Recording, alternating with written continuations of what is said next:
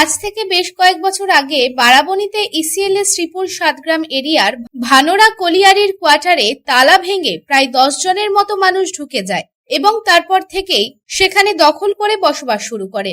রাতারাতি এভাবে কোয়ার্টারগুলি দখল হওয়ার পর ইসিএল এর তরফ থেকে বারবার সকলকে নোটিশ দেওয়া হয়, তবে তারা কোনো প্রত্যুত্তর দেয় না। এরপরেও ইসিএল বারবার চিঠি করে। তারপর 3 জন সেই কোয়ার্টার ছেড়ে দেয় এবং বাকি থাকা কোয়ার্টারের জন্য ইসিএল হাইকোর্টে মামলা করে এবং তাই আজ অর্থাৎ বুধবার এই ঘটনার সরজমিনে তদন্ত করেন বারাবণী থানার পুলিশ। একই সাথে এদিন ঘটনাস্থলে উপস্থিত ছিলেন ইসিএল এর পার্সোনাল ম্যানেজার পূর্ব বিশ্বাস। এদিন এই প্রসঙ্গে এক আধিকারিক জানান, ভানোরা কলিয়ারিতে 1.5 বছর আগে 10টা কোয়ার্টার আনঅথরাইজলি জোর করে রাতারাতি ঢুকে গিয়েছিল কিছু মানুষ। সেই খবর পেয়ে সাথে সাথে ইন্সপেকশন করা হয় এবং তখন দেখা যায় 10টা কোয়ার্টারই দখল হয়ে গেছে এবং তাদের বলা হয় কোয়ার্টার ছেড়ে দিতে। তারপরে কেউ ছাড়েনি। এরপর নোটিশ ইস্যু করা হয়, তারপরে হাইকোর্টে ফাইল করা হয় 30 তারিখ, যার শুনানি হবে। অ্যাকচুয়ালি ভানোরা কলিয়ারিতে 1.5 বছর আগে 10টা কোয়ার্টার আনঅথরাইজলি জোর করে রাতারাতি ঢুকে গেছিল। সেই খবর পেয়ে আমরা সাথে সাথে ইন্সপেকশন করি। ইন্সপেকশন করে দেখি যে 10টা কোয়ার্টারই দখল হয়ে গেছে এবং তাদেরকে আমরা বলি যে ইমিডিয়েট ছেড়ে দিতে, নাহলে আমরা কানুনি ব্যবস্থা নেব। তো তারপরে কেউ ছাড়েনি। এবার আমরা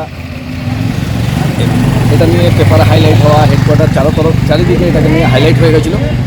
আমরা তখন eviction notice, as per eviction act, আমরা স্টেট অফিসারের থ্রু দিয়ে আমরা এভিকশন নোটিশ ইস্যু করি, 1st, 2nd, 3rd। তারপরে স্টেট অফিসার চিঠি করে স্টেট অ্যাডমিনিস্ট্রেশনকে, তারপরেও এরা কোয়ার্টার খালি করে। তখন এটা আমাদের হাইকোর্টে আমরা রিট ফাইল করি এবং এটা আবার 30 তারিখেই শুনানি হবে। তো ইন দ্য মিন টাইম থানা থেকে এসেছিলো, যেটা জয়েন্ট ইন্সপেকশন করে দিতে। কোন থানা থেকে এসেছিলো? বারাবণী থানা থেকে। তো তারা এখানে জয়েন্ট পিটিশন দেখতে এসেছিলেন। জয়েন্ট ইন্সপেকশন হলো, জয়েন্ট ইন্সপেকশন করে কোয়ার্টারগুলোতে দেখা হলো। তার মধ্যে 1-2 কোয়ার্টারে তারা কোয়ার্টার ছেড়ে তালা দিয়ে নেই, পালিয়েছে।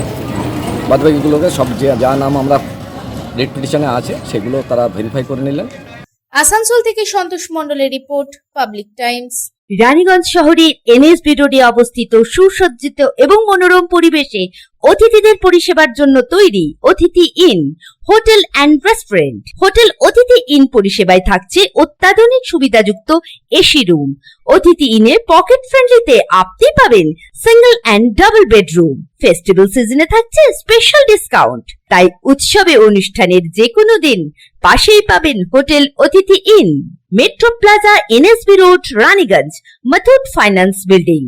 যোগাযোগ করুন এই নাম্বারে 7872933666 এবং 9434133666।